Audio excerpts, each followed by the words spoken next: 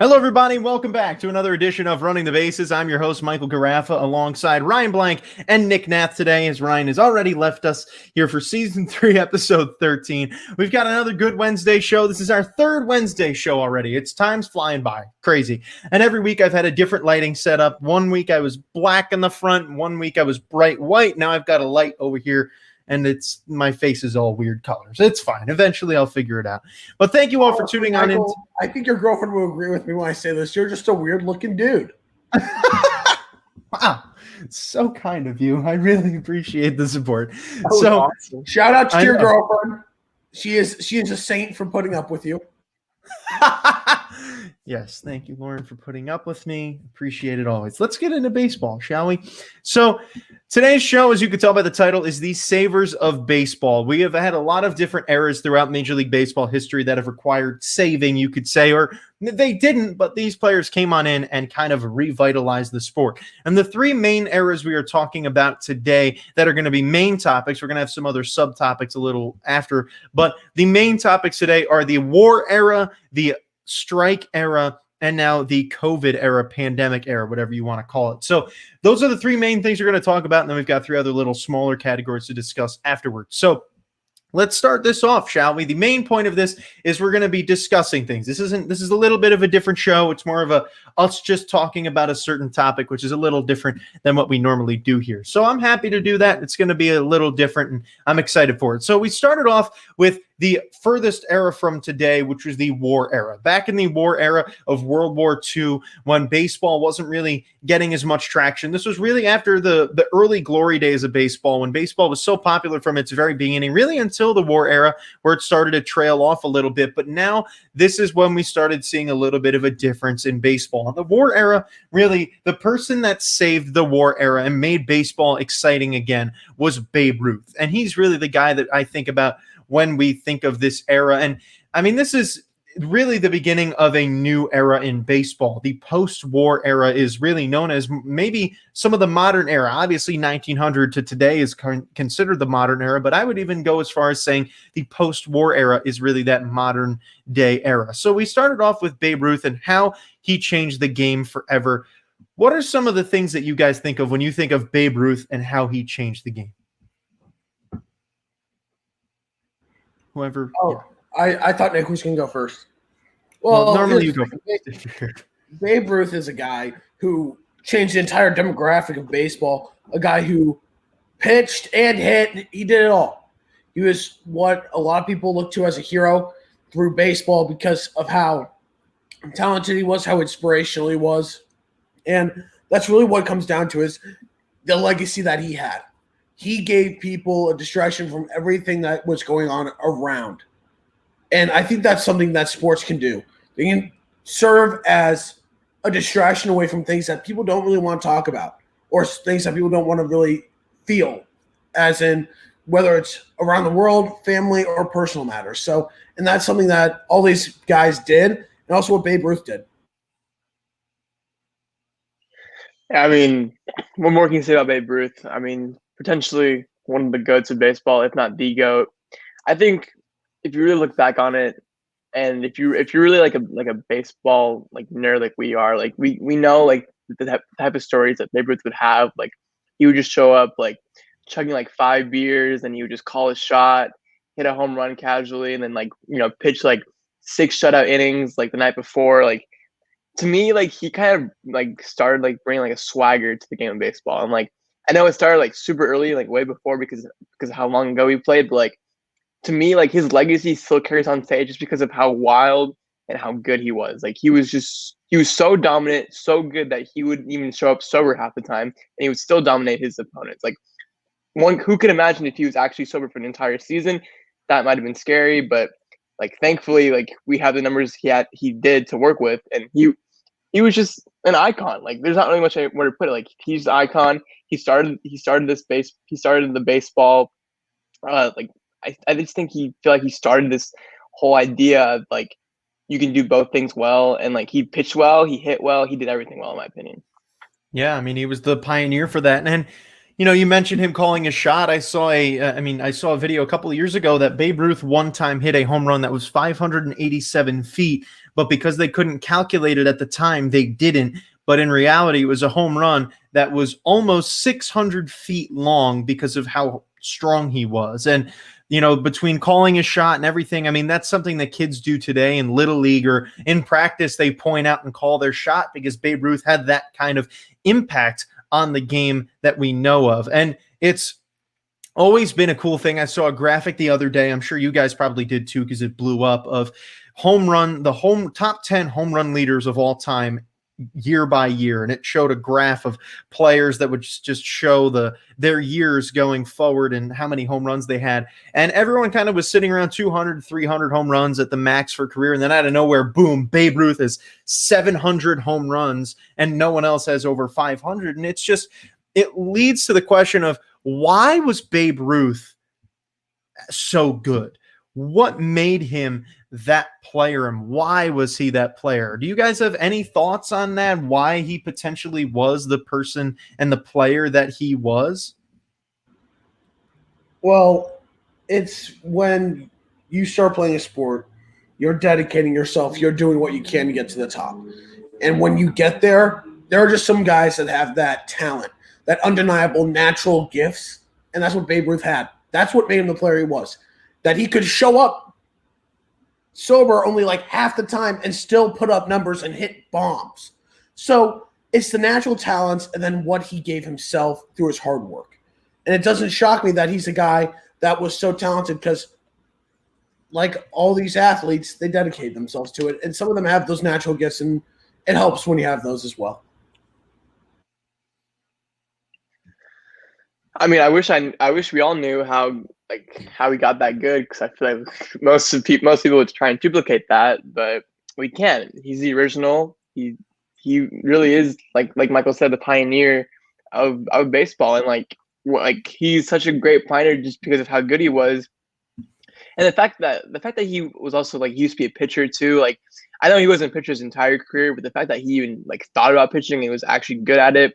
And because we know how good of a hitter he was, that's already been established. But the fact that he could even step on the mound and pitch like a gem of a game is, to me, so impressive. And I don't know how he did it. I don't know how he had the motor to do it, because obviously things are a lot different back then. But I mean, this guy was just simply just different.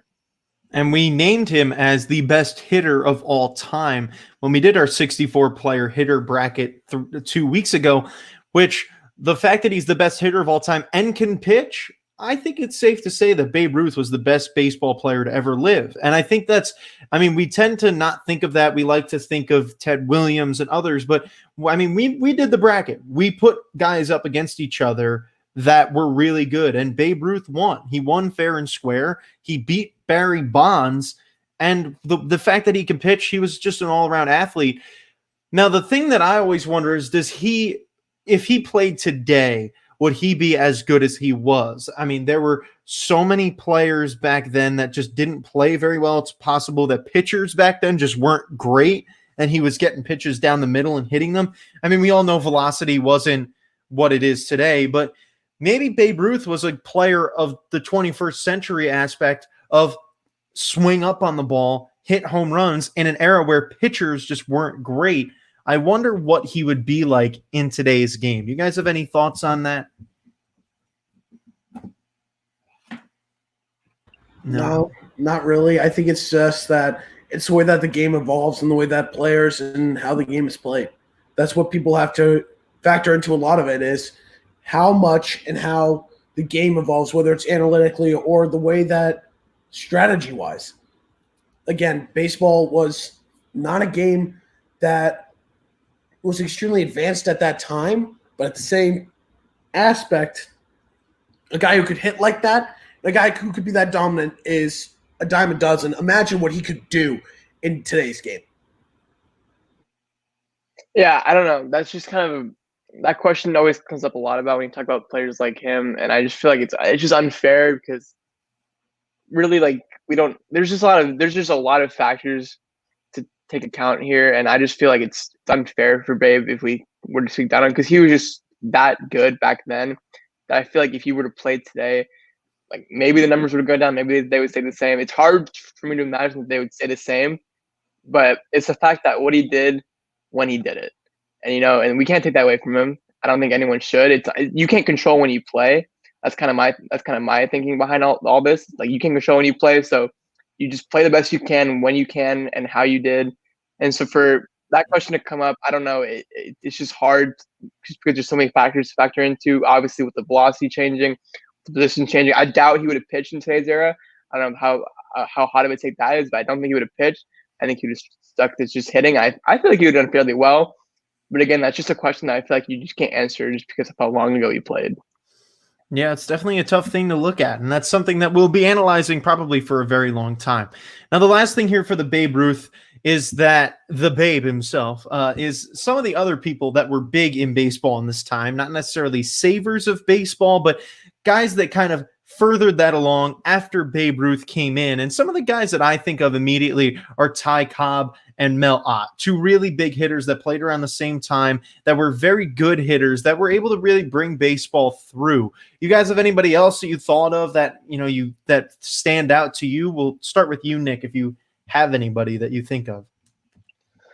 I mean, we talked about him last show. Like, when we talk about like pioneers of the game, obviously you always go like Ty Cobb, Babe Ruth, Mel Ott. I feel like Mickey Mantle also definitely had a big impact on today's game. I feel like obviously like he just passed away like almost a week ago, but obviously Hank Aaron had a huge impact on the game. He was obviously later in the decade, but guys earlier up to that point, I think the names we said can suffice. But yeah, you have to talk about guys like Mickey Mantle, Ty Cobb, Mel Ott. Those really are the Mount Rushmore of baseball when you think about how they started this game. Yeah, I can't say it better than how Nick did.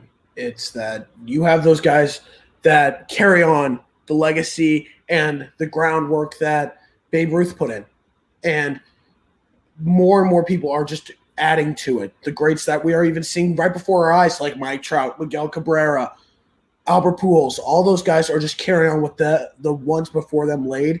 But when it comes to the Mount Rushmore, you think about guys like Ted Williams, Ty Cobb, and Babe Ruth, and those type of guys who just really settled in and gave baseball its roots and set the history and the benchmark for guys to hit. Yeah, and that's you summed it up very well, you guys, with the Mount Rushmore. I didn't even really think of that, but yeah, Babe Ruth is, even though he came in so late technically in baseball's timeline compared to when it started, he's more about almost near the middle of it. He was really one of the fathers of baseball in terms of getting us to where we are today. Baseball is a very different game before Babe Ruth played it. And it's you analyze those stats, you really have to separate things between pre-Babe Ruth and post-Babe Ruth, because a guy hitting 15, 20 homers a year before Babe Ruth is great. After it, it's not as good. And Babe Ruth really set that standard. And so he was the main saver of baseball from the war era, bringing baseball really to where we are today. Now, the next of the three that I have here is the strike era. Now, the strike was really the only time in baseball there was the one that stood out more recently where we stopped playing baseball. The strike took place from August of 1994 to April of 1995, where the union could not come to an agreement with Major League Baseball. We might have another one of those coming up next year, but either way, back in that time period, it took place in the middle of the season and then impacted opening day, and it ended up being a very difficult time for baseball. Fans were really wondering who's there for us, who is going to be supporting us, and who's other than the players, and even at that, who really cares about the fans? It seemed like at the time it was only the owners and the players who cared about themselves, and no one was really looking out for the fans. But then when baseball came back, there were really two players that stood out as the ones who saved baseball again, and those are Sammy Sosa and Mark McGwire. However, yes, we do know that they were big with the steroid era. This was the beginning of this steroid era, but either way, they were exciting to watch, and they pushed that narrative. So the main question I have was, yes, this was the start of the steroid era, but was it worth it to have these legendary players making their mark on the game? Was it worth it to have them do steroids and be the players that they were? Ryan, we'll start with you. Yes. because here's the thing. At that time, steroids weren't the biggest thing at that time. You see steroids become a way bigger issue now in today's game. So it wasn't, and like steroids, there wasn't any big suspensions or anything like that. There wasn't any big consequences like there is today. And here's the thing. Even if you have to make that sacrifice, it's worth it. Because imagine what baseball would be like now without them. We don't know. And sometimes you have to take risks to get the reward and to keep baseball going. Without them, who knows where baseball would be. Would baseball even still be successful is the main question. So yes, it 100%, 1,000%, 1,000,000%, it was worth it. I actually don't think it was worth it. And I think for the time being, for when Sammy Sosa and Mark McGwire played, 100% was worth it then. But as of right now, I don't see a way that benefited today. Because okay, yes, maybe things would be different. Maybe baseball wouldn't even be successful now. But in terms of players' careers, I don't think the steroid era was worth it. Just because of the fact that like guys like Alex Rodriguez, he just is now in like the first thing you think of his name. Like A-Rod used to be one of the best players on the planet. He used to be the face of baseball, this and that. And as soon as like the reports come out about him taking performance-enhancing drugs, boom! Now his whole legacy is in question. Same with guys like Robinson. Obviously, Robinson Cano isn't as big of a name as Alex Rodriguez, but like that standard still stays the same. Guys like David Ortiz, Ryan Braun, like even like all these different guys. I feel like in today's era got the worst of it just because obviously back then it was allowed. Everything was fine, but that influence carried into today's game and it hurt today's game. Like Ryan Braun is an MVP that he shouldn't have because he took PEDs. David Ortiz took it for so long and people question him. Alex Rodriguez took him for so long. Who knows when A-Rod started taking steroids? It's those type of things to me that I think hurts the game just because now we know that steroids aren't allowed and they never will be allowed anymore. But back then, I see the argument for them being okay, but in today's game, steroids have ruined the game, in my opinion. Yeah, and I think that it's also interesting because back then it was much more accepted. So obviously a big topic today is Hall of Fame. I wonder if back then, because it was accepted, should guys like Mark McGwire and Sammy Sosa be allowed into the Hall of Fame knowing what they did for baseball at the time? However, today, obviously, we know that they would never be allowed in. And this also ties into Barry Bonds. If guys like Mark McGwire and Sammy Sosa don't do steroids, does Barry Bonds even get questioned for it? Is he a first ballot Hall of Famer? These are all the questions that run through all of us. So we'll focus on the first one before we get into Barry Bonds. Do you think that if we looked back then and what they did for baseball, do you think Mark McGwire and Sammy Sosa are Hall of Famers? Nick, we'll start with you because you were the one who mentioned it. I don't know. This is, what? Just because of the fact that it was accepted during their time period, and they didn't know that they were doing anything wrong. And honestly, they created one of the best baseball documentaries I've seen in Long Gone Summer. That's me. Like that story was like probably one of the best summers that baseball that they've ever watched. We didn't watch it, but like if like our parents, like our older generation, that's probably one of the best races we've ever seen. I think it would be acceptable to put them in the Hall of Fame, in my opinion. 100%. Bonds should be in, and both McGwire and Sosa. I don't think there's an argument against it. Look at what they did for the game. Look at how they played. No argument against it. They should be in. I agree. I mean, it's very, I think if they played maybe 10 years later, they don't. But I think, Nick, you make a great point in that at the time it was accepted. They didn't really care that they were doing steroids. I guarantee you, if they knew that doing steroids was bad, they probably wouldn't have done it. Or at least if they did, they wouldn't have done it at the scale that they did. But because it was accepted, they just thought it was okay. Well, then there's guys in today's generations that know it's not okay, yet they still do it, and now they're facing the consequences. Like which is why guys like Barry Bonds and that those type of guys are questioned because they knew it wasn't accepted, yet they still went on to do it, and that's why they're not in the Hall of Fame today. Right. And that's the big thing, is that it's such a big difference in that Sammy Sosa and Mark McGwire did these things when they didn't know it was a problem. And it wasn't a problem. Bud Selig was okay with it. Later on, got criticized heavily for it, which is why we started to see more steroid forward restrictions really towards the end of the 2000s. But even at that, maybe in the beginning of Barry Bonds' career, if he did do steroids, because there's obviously no proof of it, if he did do steroids, I wonder if it's a different story because it was still even accepted at that point when he started.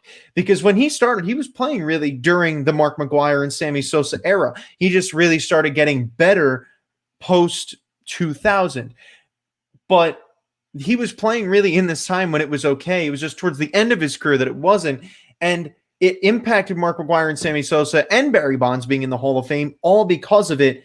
But Barry Bonds can't change the fact that he did those things when it was accepted. We don't know when he did it. Like you said, we don't know when these guys did their steroids, the length that they did it for, how many times they took steroids, but they did it, and that's what we believe. So it impacts their Hall of Fame status. And that's something that's really tough. And I'm sure that they really feel bad about today, saying, well, at the time, especially McGwire and Sosa, at the time it was okay. So why are we getting punished for it? And that's why a lot of people want to have change in the Hall of Fame, changes and things like that. Different story for a different time. I had a great idea proposed to me yesterday that we should have done. We should have made our own Hall of Fame ballots and released them yesterday. We should have done a little mini show and done our own little Hall of Fame ballot show, because I think that would have been cool, to do that. But we missed the boat on that this year. We'll do it next year when we think about it and it comes back up again. But the last thing for Sammy Sosa and Mark McGwire, other people that saved baseball during this time, other people that really stood out. And I mean, honestly, the only other person that stands out to me in this post strike era, you've got guys like Alex Rodriguez, the David Ortizes. These are the guys that post strike brought baseball back in the same way that Babe Ruth did. But what do you guys have to say on that? Other people that you think really made a similar impact to baseball the way Babe Ruth did after that strike era? Ryan, we'll start off with you. You had A-Rod, who got 2 10-year plus $200 million contracts. You see how his career went down once he stopped with the steroids. And Big Papi was a big piece for years. So these are guys that are great, who are going to get into the Hall of Fame, which is frustrating for the ones that say that Barry Bonds should get in, which he should. But overall, I think that when it comes down to it, you don't know who all is doing steroids. You don't know. Even the most random guys can. I remember a few years ago, Danny Duffy was getting tested every frickin' week. But they won't test Judge or Stanton. There are guys out there right now who are hitting the tar off the ball, and they haven't gotten tested. That's something to think about. So there are guys doing it. There are guys who are in the Hall of Fame who never got caught using steroids or never tested for steroids. So that's something that you have to factor in as well. I don't know. I just think it's important. Obviously, Major League Baseball has tried their best to make sure that they can control the steroid problem as of today. I think they've done a fairly good job of it, but I think they've always just been a little bit too late. Like, we found out, 3 years after that Ryan Braun won MVP after he took steroids that entire year. Like, that's to me, that's what frustrates me the most, is the fact that they're not testing these guys when they're good. Like Ryan said, they're testing Danny Duffy, and they're not testing guys like Judge and Stan. They're doing the hardest. You just said it. Duffy was solid that year. It's a joke. But yeah, it's a joke. Like, you have guys that are breaking StatCast records this year. I'm not saying that they're taking steroids. I'm just saying that it's more likely that they're taking steroids than guys that are aren't playing. Yes, exactly. And so for me, it's just they need to do a better job of that. They need a better job of just making sure that obviously everything's intact. Because it's an established rule now that steroids are banned, never be used. They're done.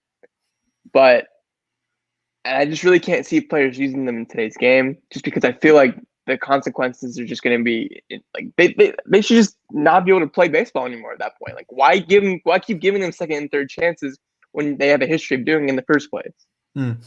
Here's my thing. One offense, you're in. Your second one, you're done. Yeah. Should Cano still be in baseball? Heck no. He should forfeit all of his money and be out. But the MLB won't do it. You just don't like Robinson Cano. I mean, come on. If a Royal got caught, any other player that they should forfeit their contract and get out of baseball if they test positive twice for steroids. Let's talk about Ryan Braun. Not just because I don't like Robinson Cano. I'd say it for anyone. And I think it also kind of swells back to why I mean, obviously we know why a little bit, but why are steroids such a bad thing in baseball? From a fan's perspective, steroids are great because it makes baseball fun to watch. I would pay to watch a race like Sammy Sosa and Mark McGwire of guys that are juiced up on roids going for 100 homers. But maybe make another league, the steroid league. Make an MLB steroid league that's like AA, AAA, and it's the steroid guys that want to use steroids, and you just go and play in a league of your own and go hit homers. Go hit 350 with 600 homers in your career, you know? And that would be a cool concept because then it would take away from the players that want to play right and let them play on their own. Because guys like Robinson Cano, guys like Ryan Braun, they taint the view of the game because of what they did. Play in another league. Start somewhere else. Go play for the Long Island Ducks or whoever else, an independent league, if you want to really play baseball that way, because it just takes away from the other players that want to do it right and earned it. And think about it in a negative way. I'm never one to think about things in a negative way, but if you have to think about something in a negative way, this I'm sure took away from some really good talent back in 15, 20 years ago that got there the legitimate way. And that's where I think a lot of people which is why people frown upon steroids, in that I'm sure there were people who were playing behind guys that only were good because of their steroid use and made it there and just couldn't really succeed because there are people all around him that are sticking needles in themselves. I mean, for heaven's sakes, Melky Cabrera tested positive for steroids and barely even hit. I mean, it's like, we don't even know. I mean, yeah, we like to assume that if you're not playing well, you're not doing steroids. Maybe you're just not coordinated and you're not really meant to play. You know, I mean, sometimes steroids just can't save you. I mean, it's a given that you're not going to be good just because you take steroids. So it's a very long conversation, and the steroid era of baseball was, yes, probably the most exciting era to watch because it was fun for the fans, but for baseball as a whole, it was very tough to see people that I'm sure were pushed out because of it. So that brings us to the last topic for the main subjects, and that is today. This entire show was prompted because of what happened in 2020 with COVID-19, the pandemic, and now we have entered the pandemic era of baseball. We are now seeing a very big shift in fan view of not only players, not only the game itself, but of MLB. We are seeing a much stronger disliking of MLB and the front offices of MLB itself more than we ever have, because we are seeing and feeling like the same we did back in the strike era, which could be happening again, of who's looking out for the fans. The players seem to be only looking out for themselves and their money. The owners in baseball themselves seem to be doing the same. They can't get on the same page. Therefore, the fans can't have a good time. And that's what's so hard with the pandemic season. So who saved baseball from the pandemic? At least from 2020's pandemic. Who was the one that came out and did it? I personally am taking a different route on this, and I think you guys will. But I want to hear your guys' thoughts. We'll start with you, Ryan, because I think you're excited about this one. I'm thinking, who saved baseball? The players. Every player. Because when it came down to it, the players have to be the ones that want to play.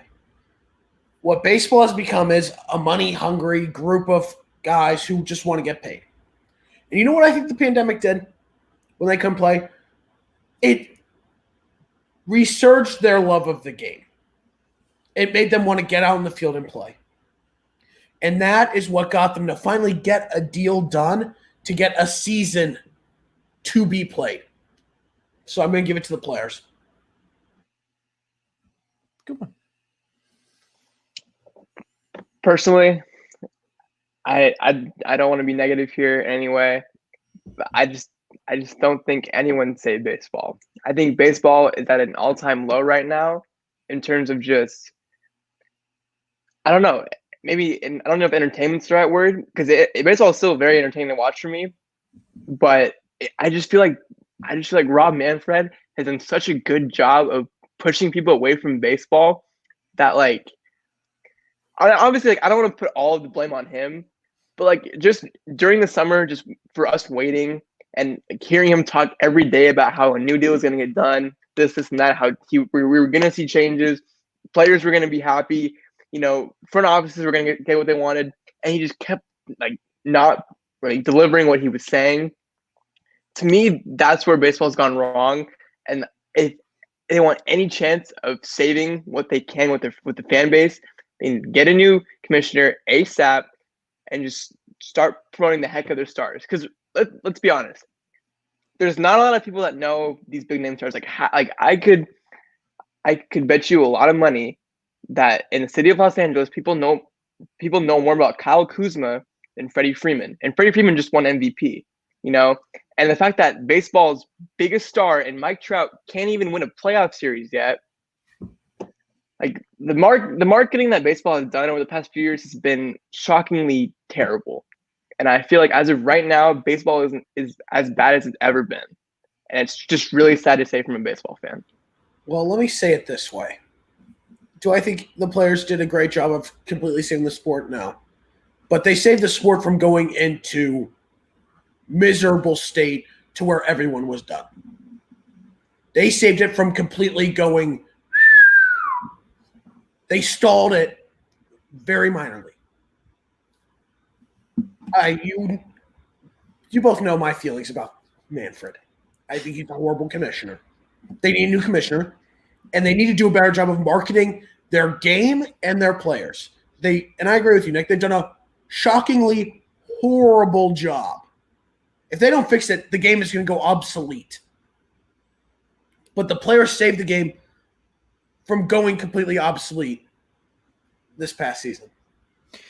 And see, now, from my perspective, I mean, this is, first of all, I really like where you guys went with that. I think that was a really good idea. You guys changed it up a lot. I think that we are focusing right now on the pandemic era, but this is going to probably turn into the Manfred era. And, we think of like, we don't tend to think of things as commissioner era. This era of baseball is being just encapsulated by Rob Manfred and what he's done. And the best way, going back to what Nick said of marketing, here's the best example of that. I know nothing about any other sport at all. I couldn't name 5 hockey teams if I tried. I can name most basketball and football teams, but I could only name you like 5 players. But the fact that I can name you 5 players just goes to show you that they're marketable. I know in basketball that LeBron James is seen as the best basketball player right now. I know names like Kyrie Irving, James Harden, because it makes headline news everywhere. I know in football, you've got guys like Aaron Rodgers. You've got stars like Tom Brady. I know these people. Hockey, I really don't, because hockey's kind of in the same position as baseball, but that's also because hockey's just not very popular. But still, I know guys like Wayne Gretzky. Those are people that I know. I have friends that love football and basketball that can't name a single baseball player. They can't. I have a friend who is so incredibly crazy about both basketball and football. He doesn't know who Mike Trout is. He's never heard of Mike Trout before.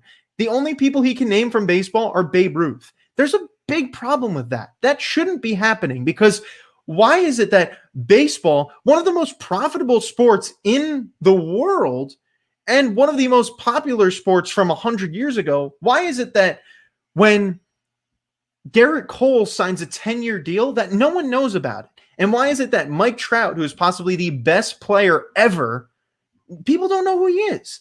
But I guarantee you, you walk down the street and you ask every single person walking down the street that they know who LeBron James is, but they won't know who Mike Trout is. And that's a problem. And that's a big problem I have. Sorry, I'm getting very emotional about this because it's true. I mean, I fight for baseball because it's the only sport I know. You guys follow other sports. I don't. And it's hard for me to see that no one gives baseball the attention it should. And that's the main reason why I only follow baseball, because it's more of like, I wouldn't say it's a protest, but it's that I love baseball so much and I feel like it deserves so much more love and attention than it gets, that I just focus on that only. And it's hard for me to see that that's what baseball is. So my current savor of baseball from 2020, at least, the savers of the pandemic season, I gave it to the Dodgers.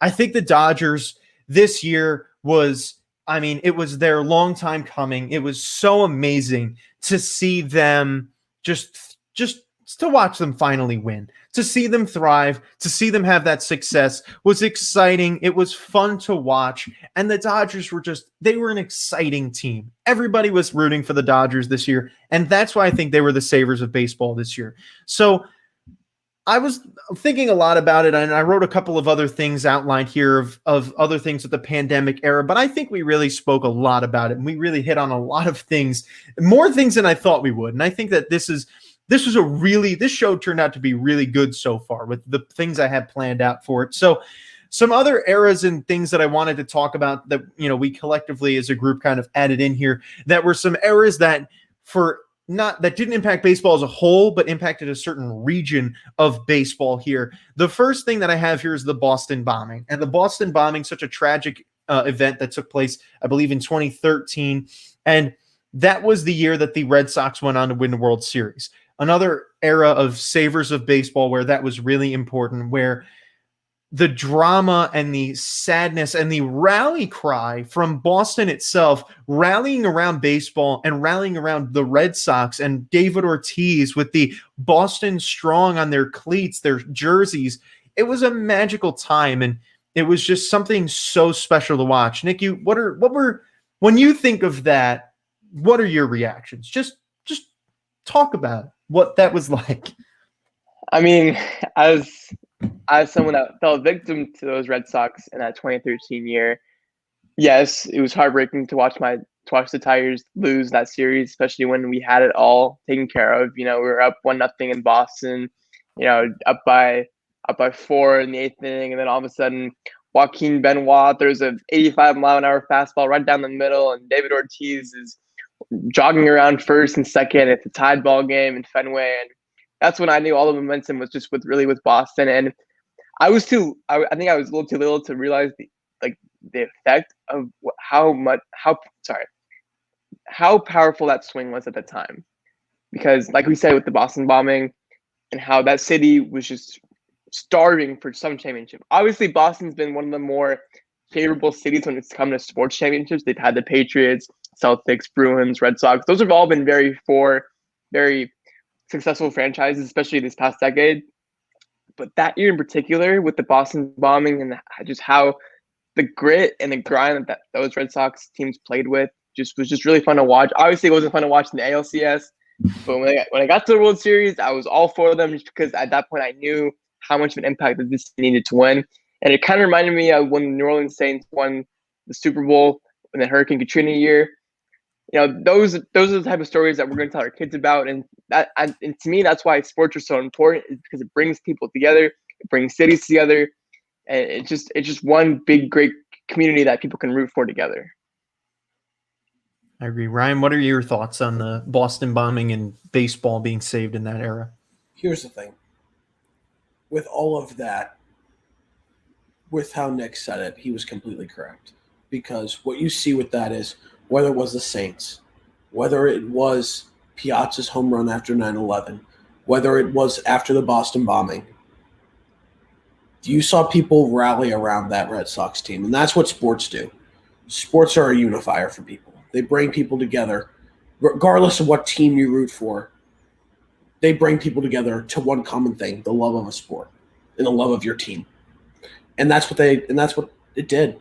It got people's minds off of it. It just showed that despite all of the challenges and all the bad things that can come, there's always a way to bounce back and to make it better. So yeah, that's really what I have to say about it. Yeah, God, I didn't expect this show to be so emotional. This has been a great show. I've really enjoyed this show so far. And it's these are the things we don't talk about. You know, we love to talk about today of, oh, we've got, you know, Trevor Bauer wants to sign for $35 million a year, but we never talk about, you know, now is the time to look back on the Boston bombing. Like you said, Nick, I didn't even think of that. We were too young to understand. Like, yeah, we knew a little bit. We're like, oh, wow, that's really sad. But we didn't feel like, I guarantee you if something like that happened today and then David Ortiz hits that home run, we would be having chills. I don't get chills when I look at that. The one I get chills with, Ryan, you mentioned it, is the post 9/11 home run from Mike Piazza. I'm getting chills right now thinking about it. That home run, it hits me a lot harder than it hits you guys, but it still hits you guys, I'm sure.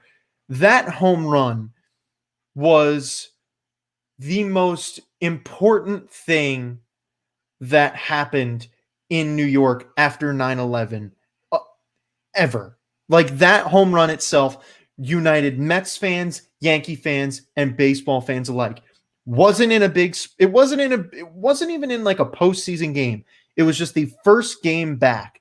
Mike Piazza hitting that home run was life-changing for people.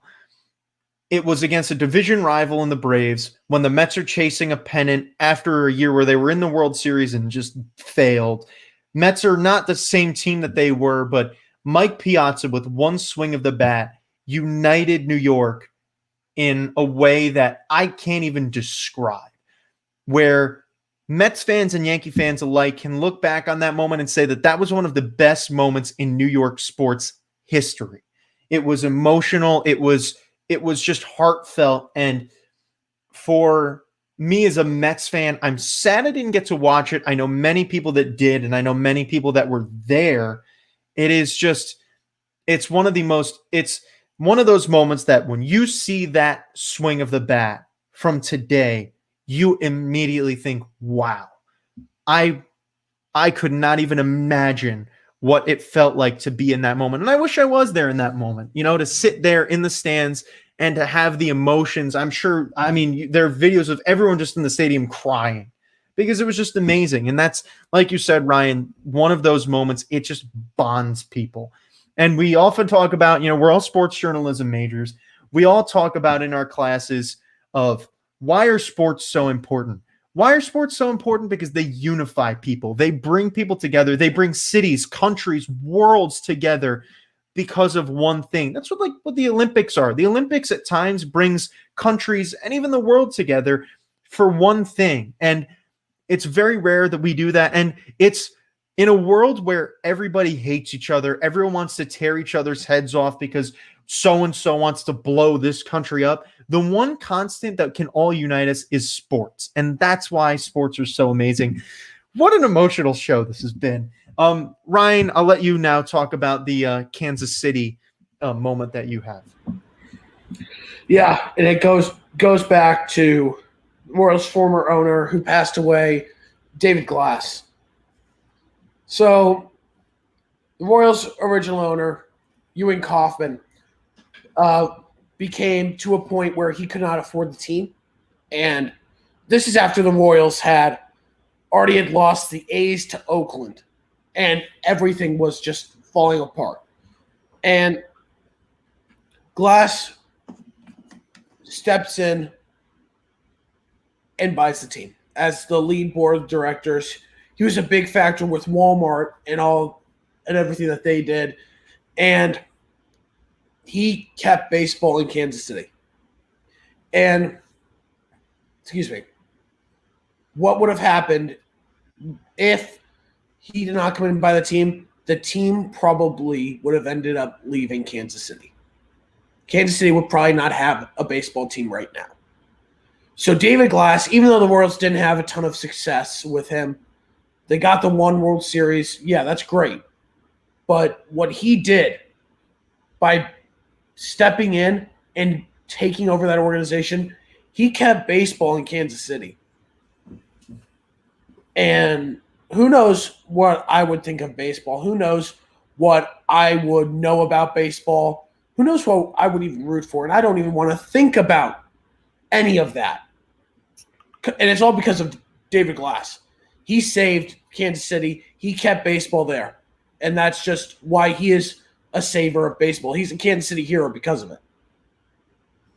Yeah, and it's crazy how some of these things really tie in and are emotional to us because these are the things you think about. And we could talk for hours about things that are savers, Jose Fernandez with D. Gordon hitting a home run after, the next day. It's just all of these things. It's almost as if they happen on purpose. It's almost as if they were meant to happen and meant to be. And that's what's so special about it. Like the Tyler Skaggs no-hitter. Yes, there you go. It's just these incredible moments. It's crazy how they happen, and it's crazy when they happen. Stephen Piscotty hitting a home run after his mom passed away. We're filled with them. We could talk for hours, but we're going to end the segment there. But we're not done. You think we're done yet? This guy's got a segment to bring to us. Ryan, take it away. Now let's stop with all the sappy stuff before Michael and other people start crying. Let's get into the fun stuff. We're back. And under requests of Michael, I have had to shorten my segment. If I had the sound effect about where people have booze, trust me, I'd get it up. But it is what Michael decided. So we have 3 categories: 100 through 500, current players, historical players, and miscellaneous. Here we go. And who won this last? Marco actually won it last. I don't remember. Hold on. Let me write down the segments really quick in their or the categories and their totals. Nick, pick a number 1 through 20. Right. What are the categories and their totals? I don't remember the categories. Historical players, current players, miscellaneous. 100 through 500. Okay. Now, Nick, you make your number. Number, Nick. I'll go with 15. Michael. 4. Nick's got it. What was the number? What was it? 17. Man. Very so nice. Close. So okay, Nick, your first all right, up. let's go current players 300. Current players 300. The Yankees made a trade with their rival Red Sox this week, trading Adam Ottavino to Boston. The last time these two made a trade was in 2014. Who are the 2 players involved in that trade? Jacoby Ellsbury? Nope. Okay. Dang it! I wanted to look this up. He actually signed with the Red Sox with the Yankees in free agency. I'm so mad because I meant to look this up 3 times the other day and I forgot. Oh, I'm so mad at myself. Was it Brendan Ryan? No, because for some reason he stood out to me. Gosh, I'm so mad at myself because I should know this. Oh man. I need Marco here. He's the one who knows all this. I'm mad because I should know it and I don't. It's current players. Oh man. Here's the crazy part. Oh, players. It was Eduardo Nunez. Here's the thing.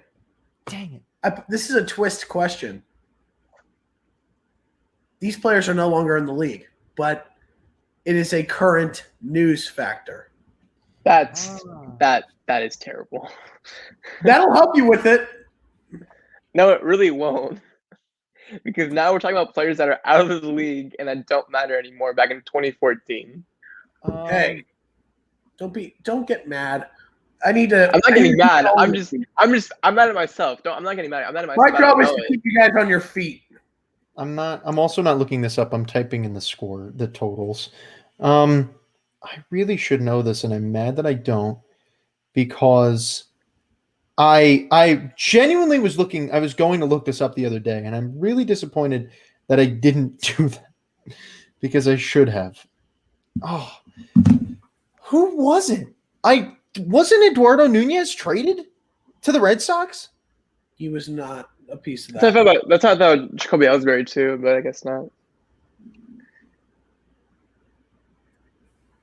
Okay. One hint. Was the big player traded to the Red Sox or traded to the Yankees? The key piece was sent to Boston. Key piece was sent to, that's what I thought. Oh,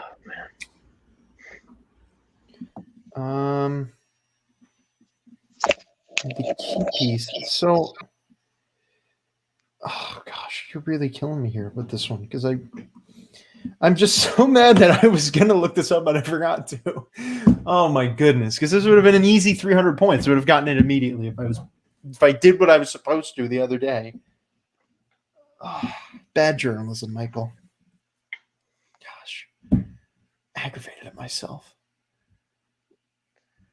Was it? No, wasn't. He wasn't playing. I'll give you guys a hint. Both players played for the Arizona Diamondbacks.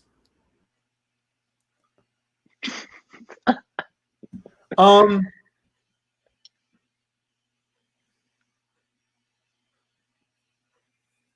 man, it's got to be like a.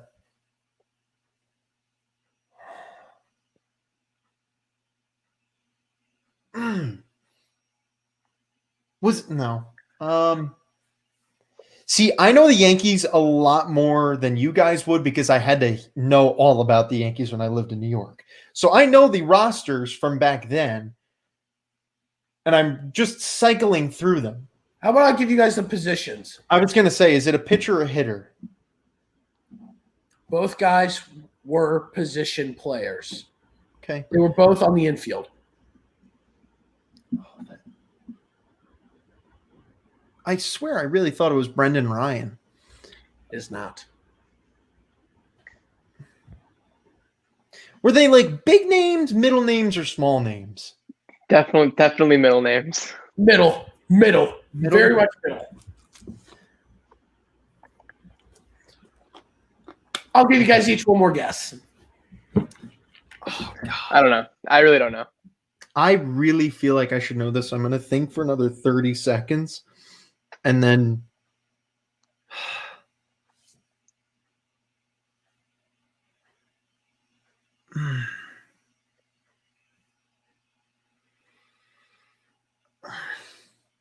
now back in 20 no, he was traded after.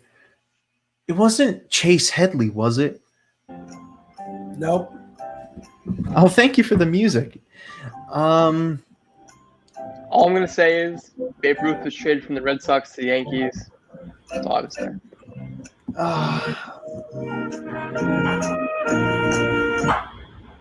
Okay, yeah. I don't know. I don't know.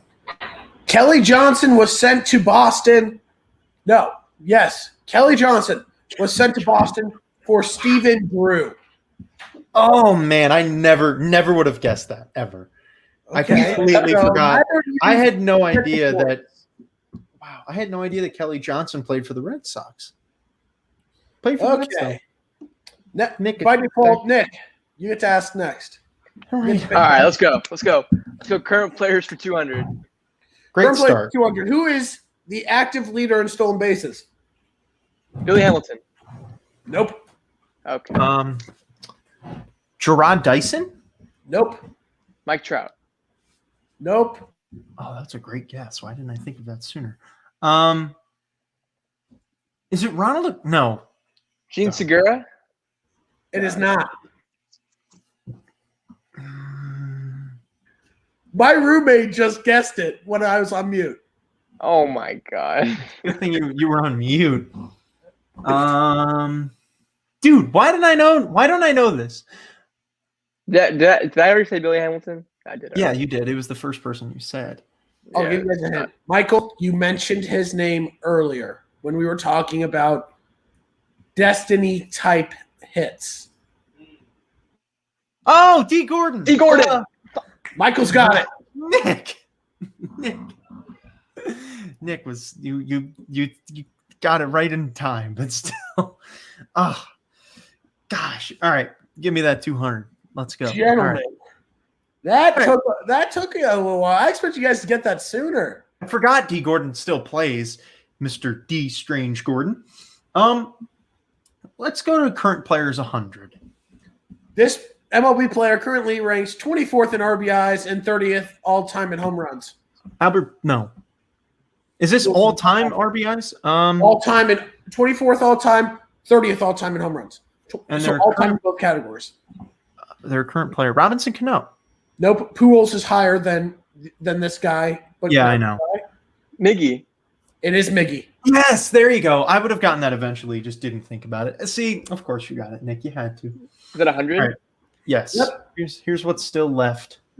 Okay. Let's go historical for 200. Historical for 200. The Baseball Hall of Fame opened on June 12th, 1939. That summer, the first telecast of an MLB game was aired. Who were the two teams playing? Brooklyn Dodgers. That's one. And the New York Giants. No. The New York Yankees? No.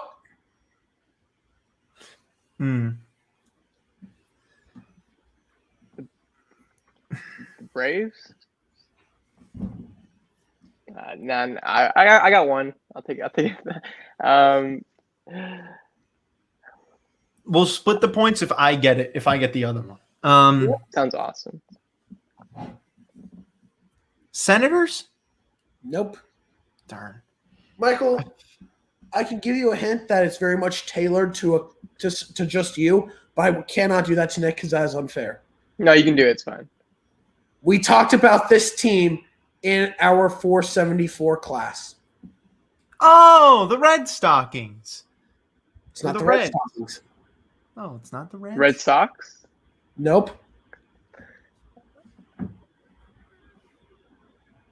Oh, wait a minute.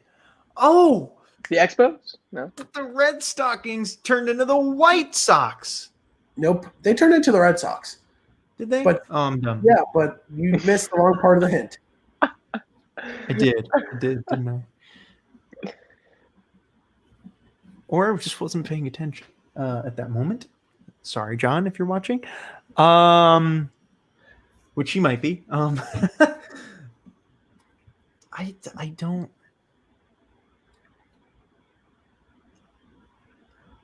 Do I need to say the team again? What team again? It was the Brooklyn. The Cincinnati Red Stockings. That's not the team. Think about I the know. hit that is in that team. The Reds. He's No. got it. I said the Oh, Reds. You said Red Stockings. Doesn't Yeah, count. but then I said Red Stockings, Reds. You said White Sox. You did not I say the said- Reds.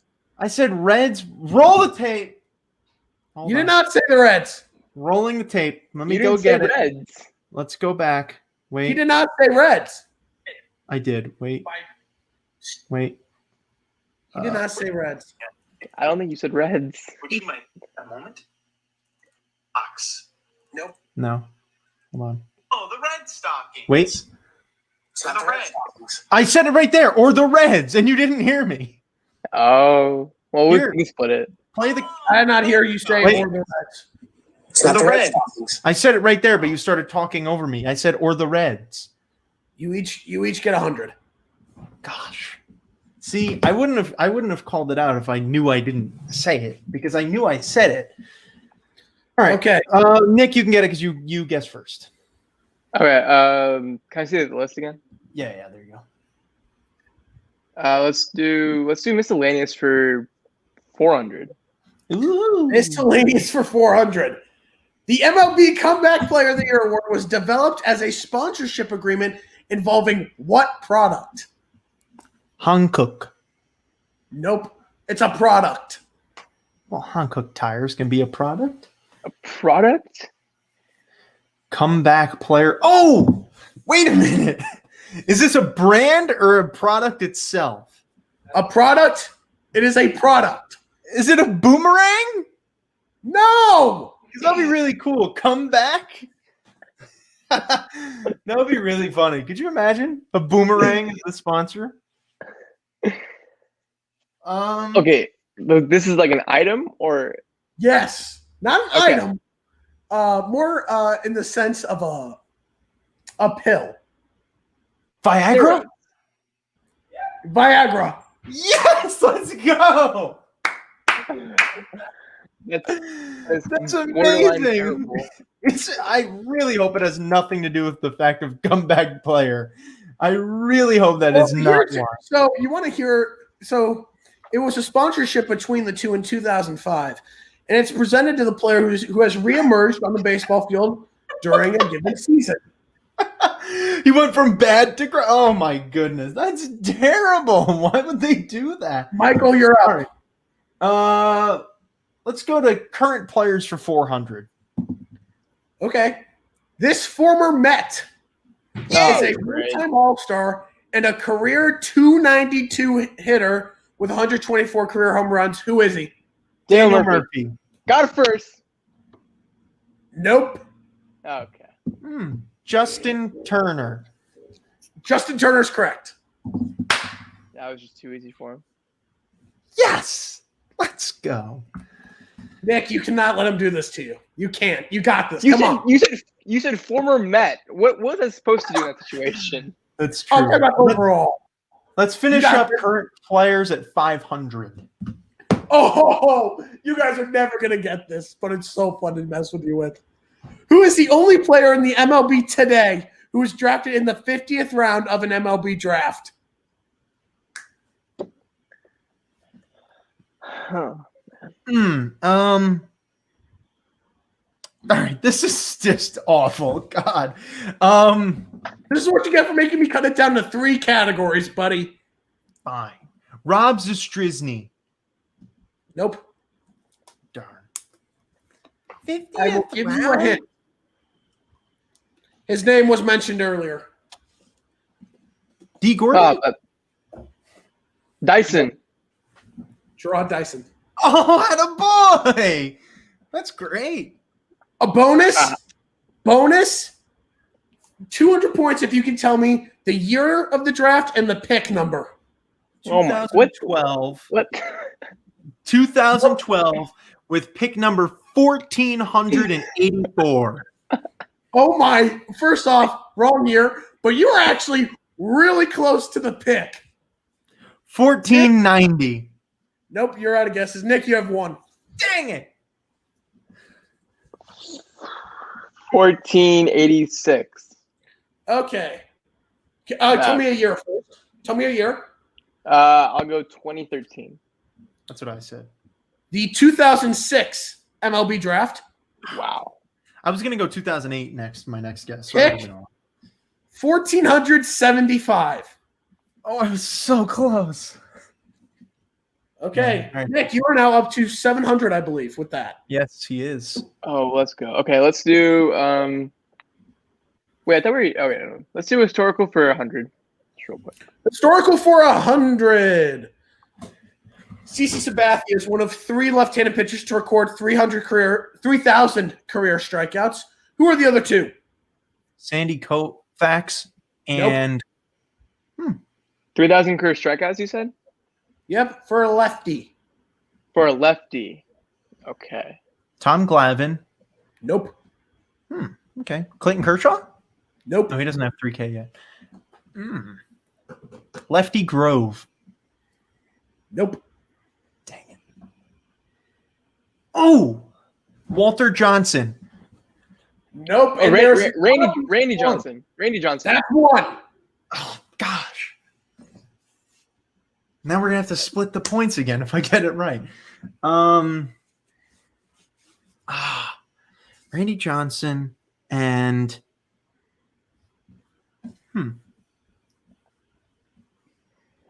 See, there's a lot of really good lefties. Fernando Valenzuela? Nope. Man.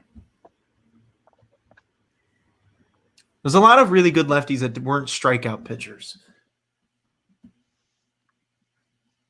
You guys need a hint. Sure. This man played his career mainly with The Cardinals and the Phillies. Steve Carlton. Yep. Wow, good job, Nick. He's creeping up. He's creeping up. He's getting up to me. Yeah, you've got 800 now. All right. Let's go historical for 3. Historical for 300. Only 2 major league pitchers in MLB history have made more starts than Don Sutton. Who are they? Tom Seaver, Nope. Ed Walsh. Nope. More starts? Yep. Cy Young. Koufax. That's one. Koufax, Nick- isn't it? Koufax? Nope. Koufax is not. Bob Gibson. Bob Gibson. I was feeling good about that one, too. Randy Johnson. Nope. Then Don Sutton. While you thinking, I'm going to go blow my nose. I'll be right back. Okay, well, then we have some time to think. You didn't mute yourself. Oh, gosh. Let's see. See, now, there's a lot of really, like, expendable players who were just, like, started all the time. We're looking for most career starts, right? Yes. Okay.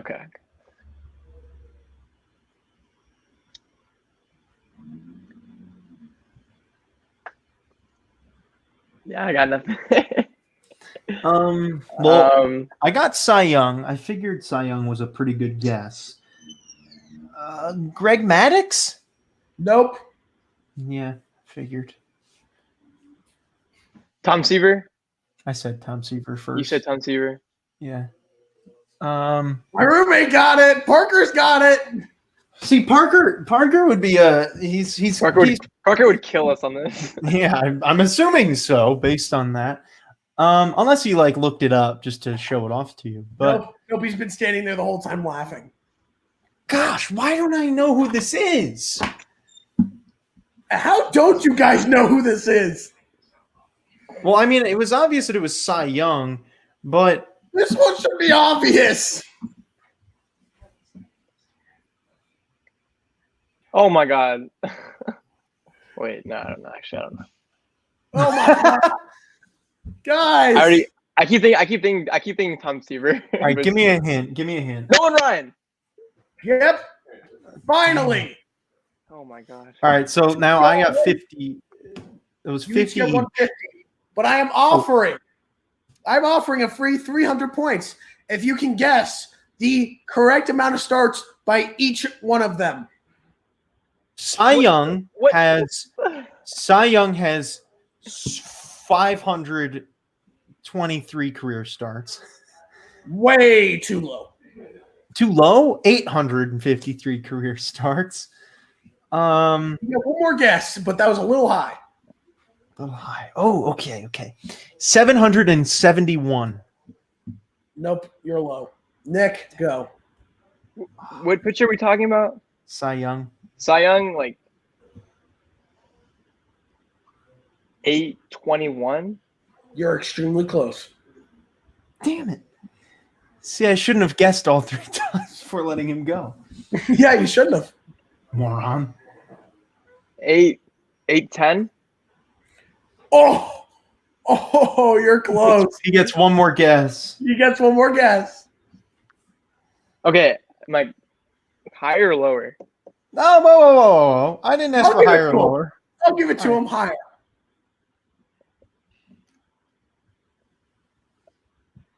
817. Oh, you were so close. It's 815. Yes. I am offering another bonus 150 points to who can guess Nolan Ryan's career starts. 796. Too high. Okay, Nick, you go. I'm not going to do what I did last time.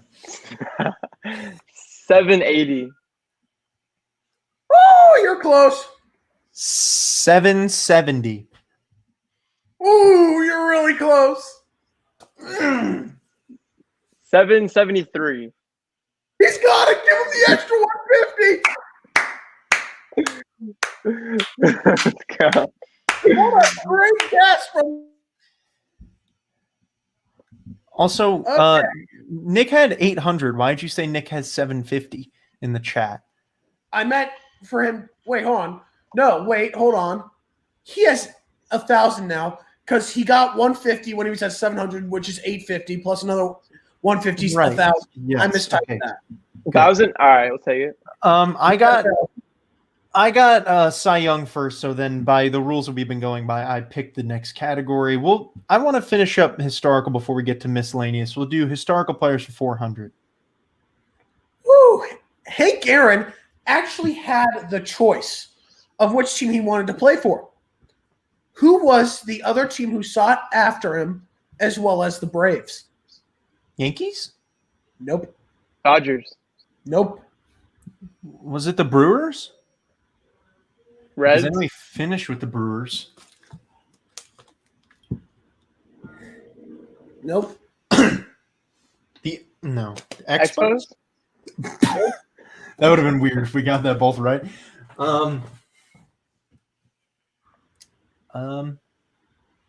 Cardinals? Nope. Much feel like the Yeah. Mets.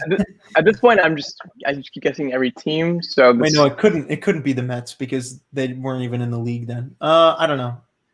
Red Sox? Give us a Okay. hint. Nope. National League. That Cubs? just narrowed down at all. Giants. Pirates? Hold on. I heard you both at the same time. Go again. I said Pirates. I said Giants. Michael's got it. I was gonna guess Giants earlier, and I don't know why I didn't, because the Giants back then, the Giants and Dodgers were like the two main. It was like Giants, Dodgers, and Yankees. Those were the big teams. So I don't know. All right, well then we're gonna finish off historical players. We'll do 500 for that. Which Hall of Famer has struck out Babe Ruth more than any other pitcher ever?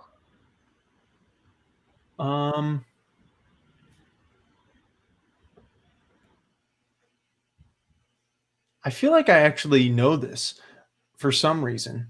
Me, who is horrible at this stuff. Cy Young? No, it's way too early. Never mind. Actually, they're around the same.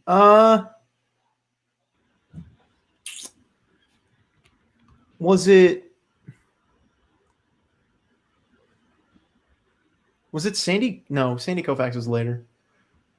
I've been guessing Sandy Koufax a lot lately.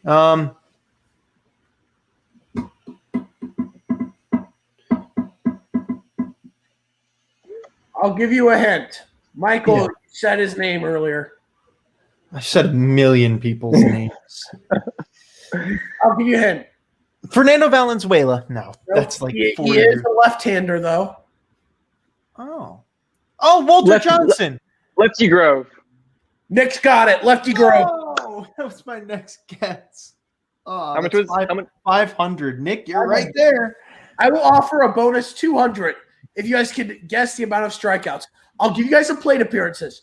In 148 plate appearances, how many times did he strike him out? You each get 2 guesses. 38. You're actually not that far off. Okay, well, that doesn't help me much. 45. Nick's got it. No way! How many points was that bonus? 200. He's now beating you.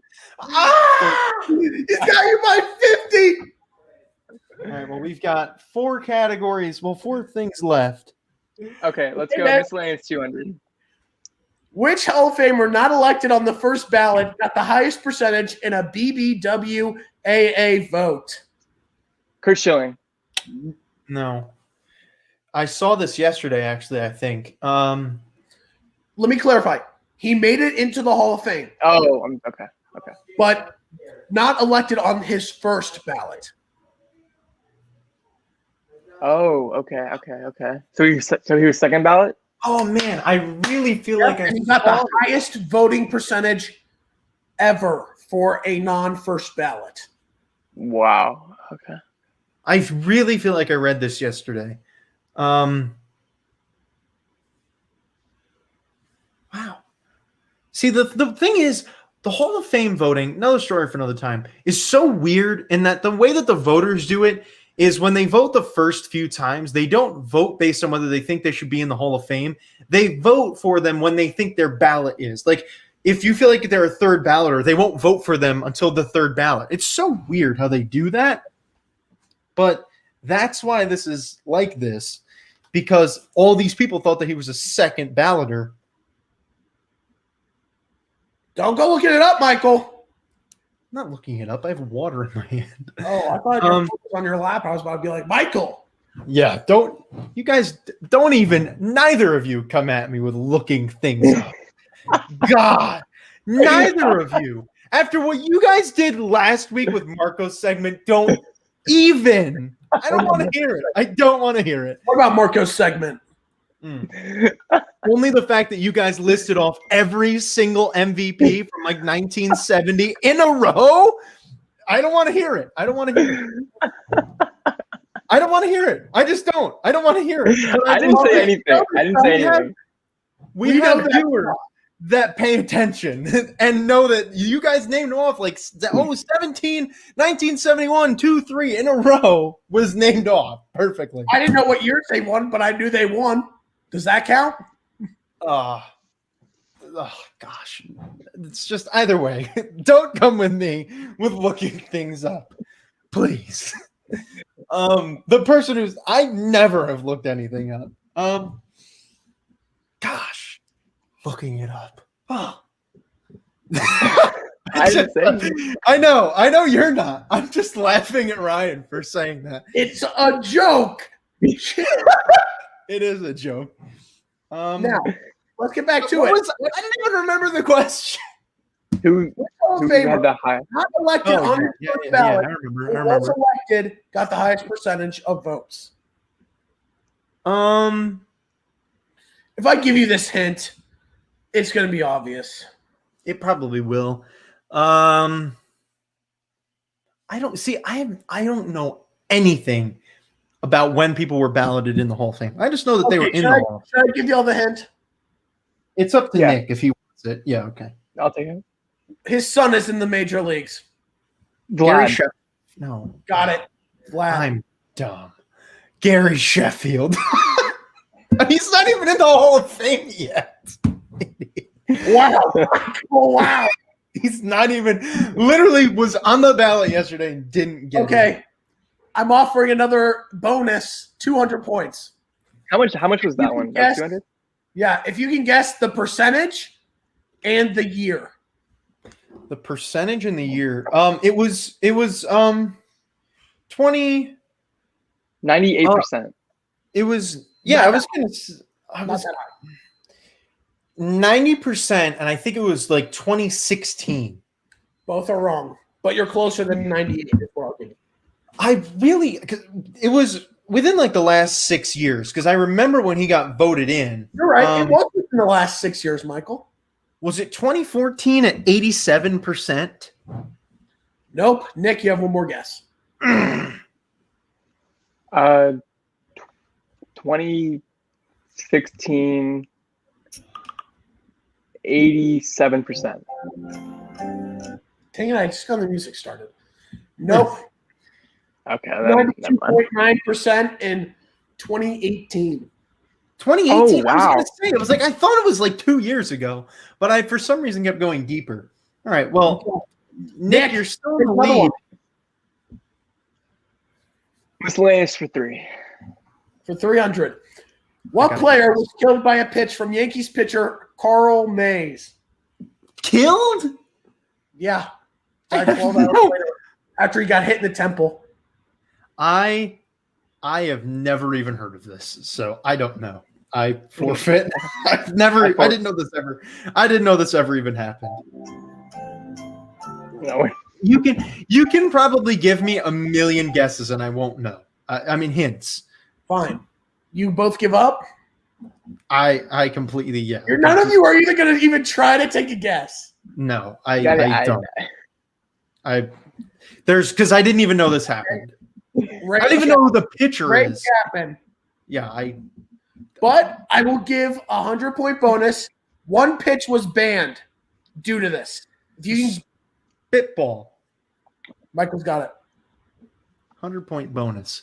That's the only pitch that's ever been banned ever. So that's the only reason why I know that. All right. We're gonna say the big boy. You have a Final Jeopardy, I assume, Ryan? Oh, yes, I do. Okay. I'm gonna go miscellaneous 100. Okay, who was the first player ever to have his jersey retired? Jackie Robinson. Yogi Berra. Nope, neither are right. Wow. Yeah, no, Favorite. it's not. I was thinking that too, Nick, but then I was like, wait, no, that's too late. Babe Ruth. I don't think it was Babe Ruth either. Mickey Mantle. Wait, who'd you say? Mickey Mantle. Nope. Ed Walsh. Nope. What is your deal with Ed Walsh? Well, now that I know who he is, I'm saying his name a lot, okay? Ted Williams. Nope. I think we got to go really far back to like Honus Wagner. Nope. I was like, okay, maybe.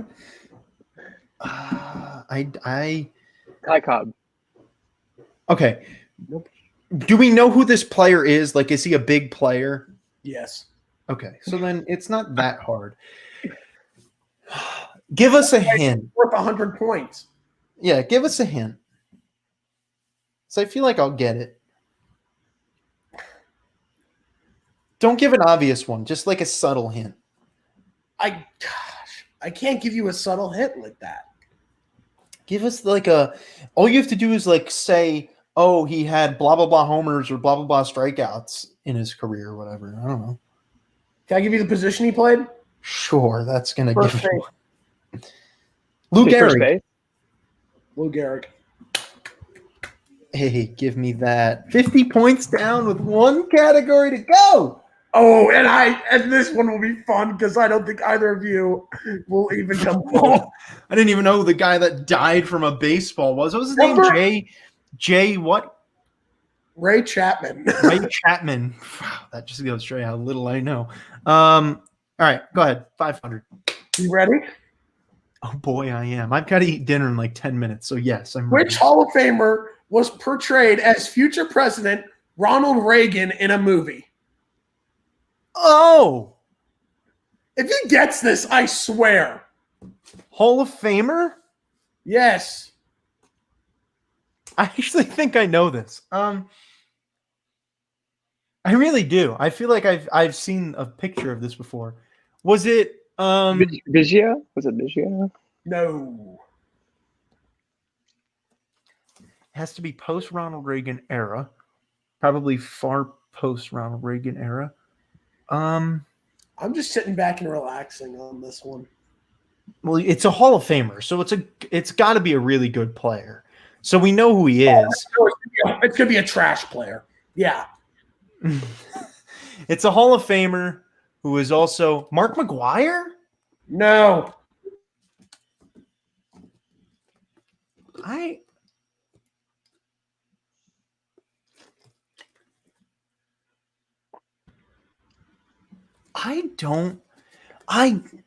Because I really feel like I know.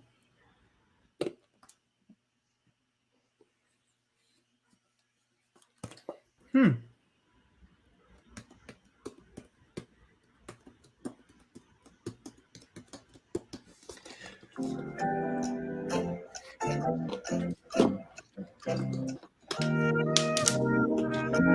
right, I don't want to get copyrighted, please. We'll probably get copyrighted for that. I think a total of 15 seconds. It's 5, and it's only 5 seconds actually on YouTube. It's 5 seconds of it playing where you can get copyrighted for it. It's really, That's a joke. I know, it's really funny. All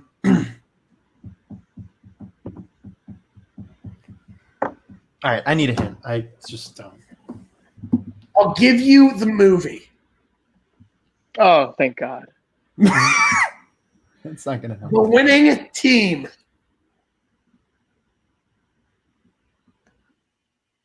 The winning team? That was the movie? I don't even know. I have no clue. Oy vey.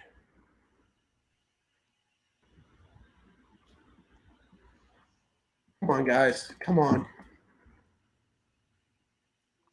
The winning team. All right, you got to give us some more like hints about the player itself. He played from 1911 to 1930. He pitched over 300 innings in 1, 2, 3, 4, 5, 6, 7, 8, 9, 10 seasons. Ed Walsh. No, stop with Ed Walsh. That better be like the Final Jeopardy. Watch. No. Dude, I have no clue. Like not one. You're gonna need to give more hints. He played for Philadelphia, Chicago, St. Louis. Oh, Grover Cleveland. What? Oh my Grover Lord. Cleveland. Those are the teams he played for. Grover Cleveland. He's got it. Nick got it. I just don't. I couldn't tell you. I don't know. I saw. It's funny because I actually saw Grover Cleveland. I saw Grover Cleveland on the wall of the Hall of Fame yesterday. And I was gonna guess his name right away, but I didn't. So for Final Jeopardy, let's make sure that we put in our score, what we're wagering. I know. Okay. Give us the category, and then I don't have to give you a category. This is Final Jeopardy. yeah, Final Jeopardy. You see the category, and then you make your category. Historic games. God. What year? Do something like, no, whoa. Wait. We have to make our bets. God. Go ahead. All right. Parker, they're killing me out here, man. All right. Let's lock in a thing, and then we'll say it aloud, like on a count of 5, so that we'll say it aloud, and then we'll write it in the chat. Let me know when you have your total locked in that you're ready to wager, Nick. I'm ready. Okay, I'm ready. 5, 4, 3, 2, 1, 1850. I'll do 1,000. Okay. Well, I wanted you to guess it completely and say it when I did, but that's fine. Nick's doing 1,000. You're wagering 1850? I am. Okay. He's risking it all, baby. I've got nothing else to lose. It's not real money. Question: what year did the first officially recorded baseball game take place in America? 1871. Lose all your points. No. Forgot that this is a 1875. It's okay, we still won. You did, yes. I will give you the year. It is 1846. Wow.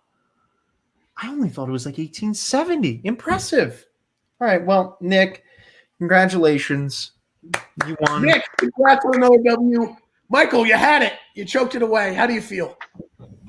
I feel great. I feel wonderful. This is I did better today than I thought I would. It was fun being on the show. Thanks. Are you ever gonna win one of my segments? Eventually. Yes. Gosh. All right. Well, thank you, Ryan. Congratulations, Nick, on the segment. Great show today. First of all, great show all around. We had a lot of fun. We really enjoyed it. We got really emotional in there, but it was a good topic, and I thought it was all around. We cried. Yeah. It was a mix of emotions today. We appreciate you all for tuning in. I think this was one of our best shows we've ever done. Not going to lie. I really do. I think this was one of our best. It was a really good one.